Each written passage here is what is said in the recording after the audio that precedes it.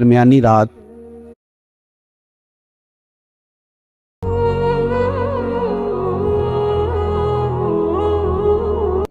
نو 10 محرم کی درمیانی رات عمر بن سعد امام علی مقام کے خیمے میں آیا اور آ کے کہنے لگا حسین باتیں دو ہی ہیں، اب یزید اور عبید اللہ ابن زیاد اور دیگر کوئی اور بات سننے کو تیار نہیں ہوتے، دو ہی باتیں ہیں، یا آپ کو بیعت کرنی ہے یا جنگ کرنی ہے۔ تو امام علی مقام فرمانے لگے کہ مجھے ایک رات کی مہلت دے دو، ایک رات کی مہلت، سویرے بتاؤں گا کیا کرنا ہے۔ 9-10 کی درمیانی رات عمر بن سعد نے کہا ٹھیک ہے میں سویرے آ جاؤں گا۔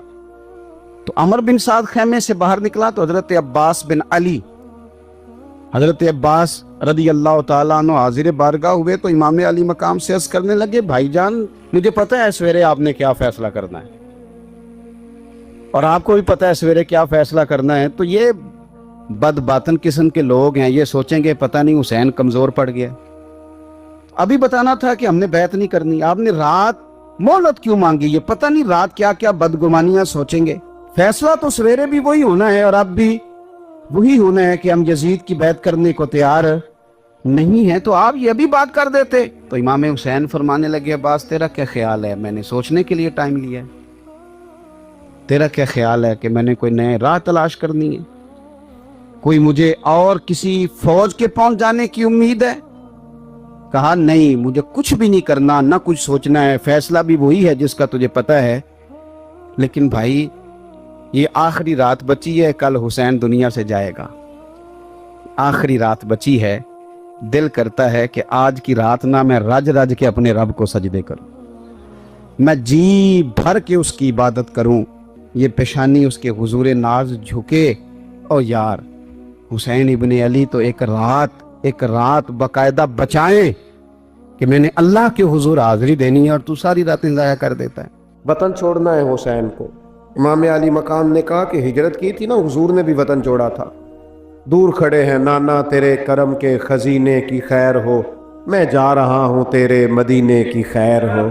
پھر حسین ابن علی وہاں سے نکلے، بچے ساتھ، ڈٹنا پڑا، بھوک پیاس، بچوں کا ساتھ، پھر بچوں کی شہادتیں، یہ ساری چیزیں انسان کو کمزور کر دیتی ہیں نا، لیکن جس کی شان بڑی ہوتی ہے اس کی آزمائش بھی بڑی ہوتی ہے۔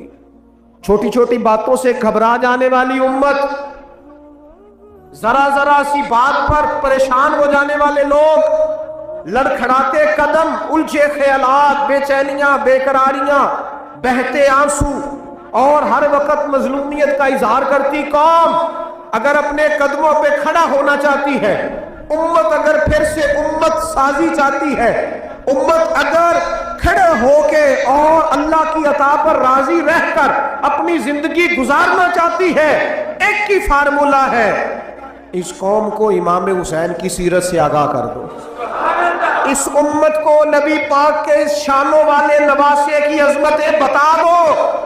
یہ جو لوگ سہمے سہمے، ڈرے ڈرے سے، پریشان سے، کمزور سے، غریبی کی بات کرتے، دیہاتی ہونے کی بات کرتے، سہمی سہمی باتیں کرتے، انہیں کہو ڈرو نہ، وہ دیکھو پردیس میں حسین ابن علی تھوڑی دیر پہلے حضرت علی اکبر کی لاش مبارک اٹھا کے لائے ہیں اور لا کر کے خیمے میں رکھی ہے، لیکن انہیں پتا ہے کل بھی تو جانا ہے نا، انہیں پتا ہے نا کتنے کو سال جینا ہے، بالآخر جانا تو ہے نا۔ جس دھج سے کوئی مقتل میں گیا وہ شان سلامت رہتی ہے، اس جان کی کوئی بات نہیں، یہ جان تو آنی جانی ہے، موت بستر پہ بھی آ جایا کرتی ہے، لیکن جو میدانوں میں ڈٹ کے رہتے ہیں ان کو تاریخ ذرا زندہ رکھا کرتی ہے۔ کمزور زندگی نہ گزارو، ڈری ہوئی زندگی نہ گزارو، اور یہ کبھی نہ کہو ہائے حسین، ہم ہائے حسین والے نہیں، ہم واہ حسین والے ہیں۔ ہمارے بزرگوں نے ہمیں یہ سبق دیا ہے، ہم نے کہنا ہے واہ حسین، کیا کمال کر دی امام علی مقام نے، واہ حسین آپ کی عظمت پہ قربان۔ اتنے سارے دکھوں کے باوجود جب شانوں والے نانا کا شانوں والا پوتا، عظمتوں والی ماں کا عظمتوں والا بیٹا، جرأت مند باپ کا بیٹا میدان میں نکلنے لگا ہے تو ڈرا ڈرا، سہما سہما، رو کے، دلاسے دے کے، آنسو پوچھ کے نہیں، بلکہ امام حسین نے ڈٹ کے کھڑے ہو کے وہ امامہ سر پہ باندھا جو محمد عربی نے عطا فرمایا تھا، وہ جوبہ پہنا جو نانا نے دیا تھا، वो तलवार पकड़ी जो शेर खुदा मौला अली पकड़ते थे, और हुसैन मैयतों के बावजूद मैदान में आए, पर मैं सामने खड़े हो जा, तुम्हें खुतबा देना है, इसलिए कि मोहम्मद अरबी का तरीका है जुमे वाले दिन खुतबा दिया जाता है। पूरे वसूख से इत्माम हुज्जत किया। और हुसैन इब्न अली ऐसे तो नहीं थे कि डरे बड़ा थे तो उनसे तलवार नहीं चली, उन्होंने तलवार चलाई। जो एक एक दो दो करके आते रहे वो कटते रहे, वो कटते रहे। फिर आवाज एक गूंजी पीछे से, वो अकेले अकेले क्यों जाते हो, तुम्हें पता है अली का बेटा है?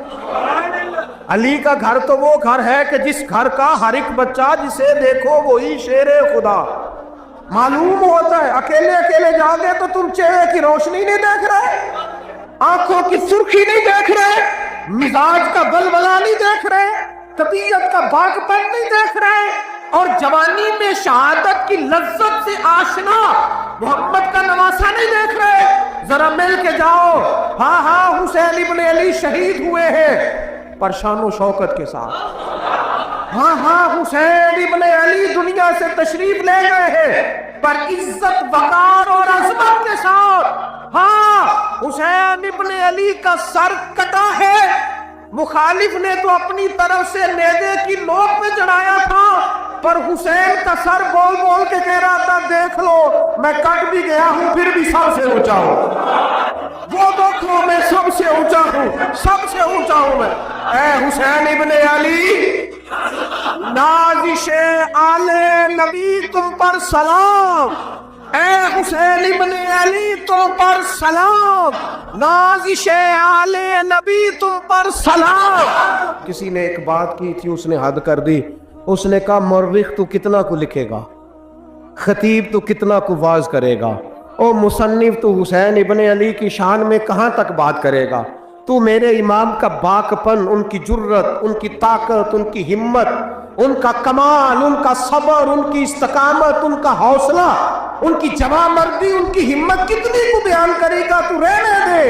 उसने कहा फिर क्यों रहने दूं? कहने लगे हुसैन इब्न अली की शान रिफअत कोई क्या जाने, ये हसन जाने।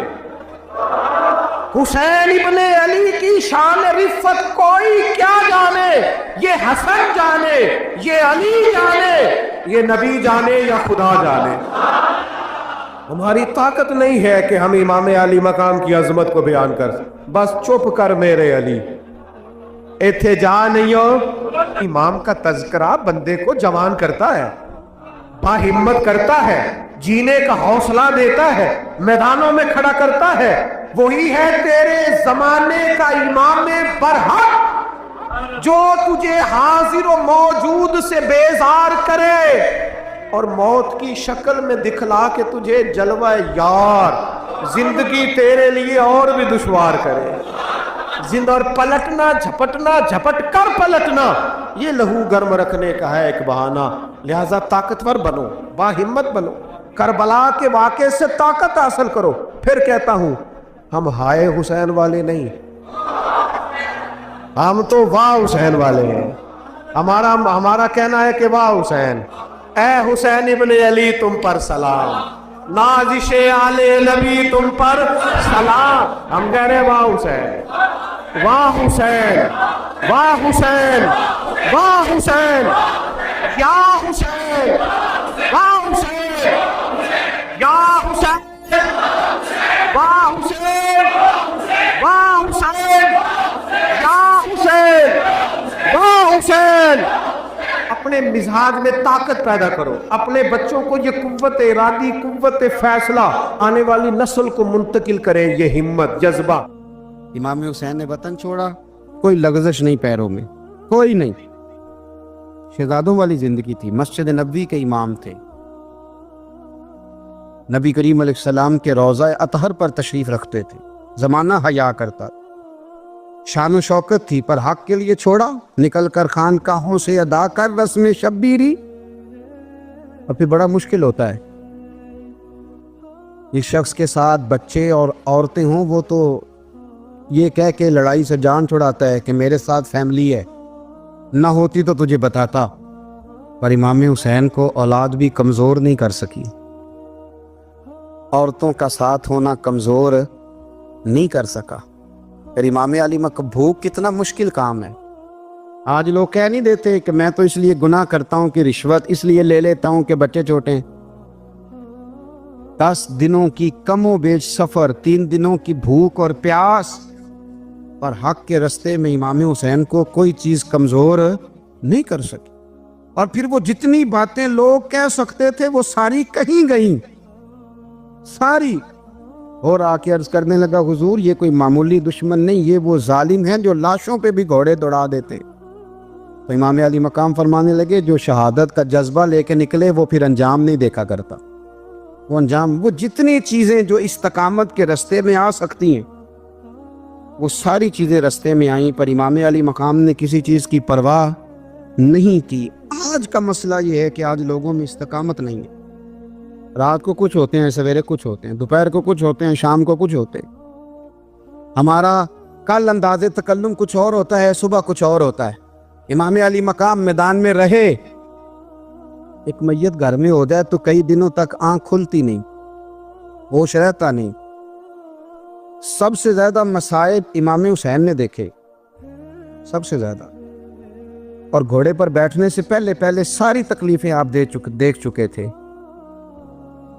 باپ کا جنازہ اٹھانا آسان ہوتا ہے، بیٹے کا جنازہ اٹھانا بڑا مشکل ہوتا ہے، پر امام حسین نے بیٹوں کے جنازے اٹھائے۔